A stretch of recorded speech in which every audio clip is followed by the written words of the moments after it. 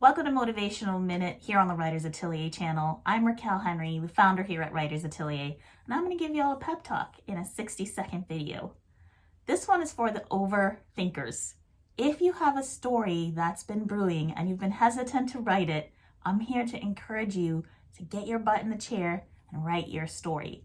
The longer that you hold on to the story, it means the longer that the world has to wait for it. And I guarantee you that there's someone out there that needs your story.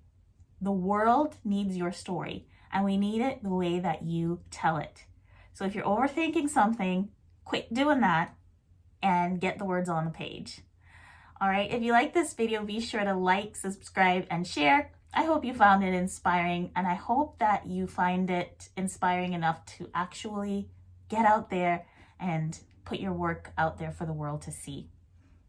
I'll see you on the next Motivational Minute. Bye.